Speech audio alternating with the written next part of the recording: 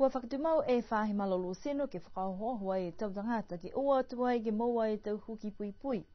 Kua whahi tap kua moali kua hawhangi ai ke oa tua e tau tangata ke wharinga ngau we talahau e lo tolu koe fuafua koe whaseu le tangata he motu ne kua oa atu ke tau whakahoanga ke lata mai te maanga ke he tūle whahi tapu e ne kua whakangahua e whakahoanga. Hakua nāka i toko longa lai ne kua kumi puhala foki ke maliki si haki lunga e tau matanu meala he tau tangata ne ku moa e tau huki pui pui nei. Koe whahi tapu nei kua whakatoka i ke oa tuai ke tau aonga ne ua, koe aho nei kua hoko atuai ke he aonga toko lunga.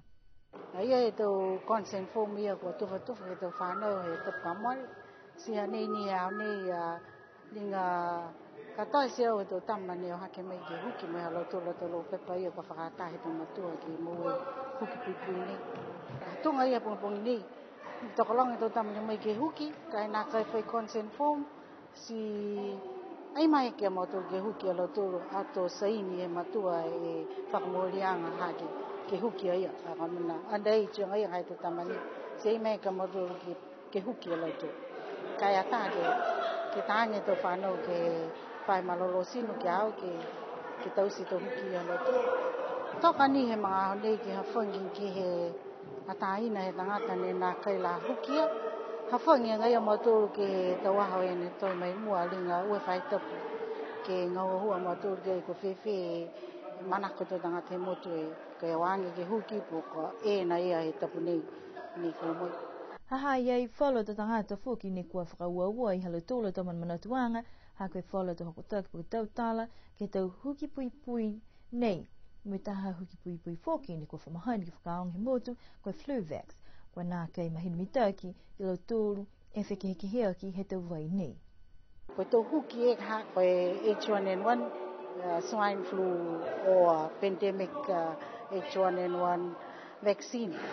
Si mohona palana e matulu ke katoa usi e tu ngate motu mai he on mahina ki lunga kai haia ni e whakataha whakaloanga hoki ne whamahani te tōs ne huki alo tōlu ne whamahani ke huki he Fluvax. Huki a kāne whamahani te tōs na ua ne siau he tōs, ua ne siau he vai ne tamai. Si whakamahino ni ki alo tōlu e tō tangata ne kua whiwhiri ke tau e ki kafo, ke maua pupuianga nei. Tunga alo tōlu tō tangata mo e suka, tō tangata ngā tō tōko lunga, tō tangata mo e ngā asi. Si nā kai mahinu ki au kako hingoa e whekeke anga ia ne kua mo e mturu mai e whahe mturu. Koe pia ni hako tali ki hui o ngā nei kato koe whakatuta langa. Whoki ni mturu ka hake whahe ki ua vewe, ua ma vehe vehe pihia mturu atonu whakailoanga. Ke laki mtu tangata mutu.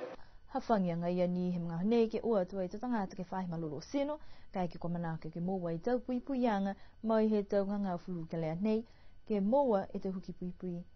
Ne kua whuaki mai ai he kautaha malolo seno halo langi, ke au whia ose e te tangata he motu. Kai ke ni kua naka i mahinu mita ke tau whakailoanga ia, kua lata ni he tau tangata, ke kumikumi atua i ke tau tangata ngahua he whahi malolo seno, ne kua leveki atua i ke tau whakahoroanga nei.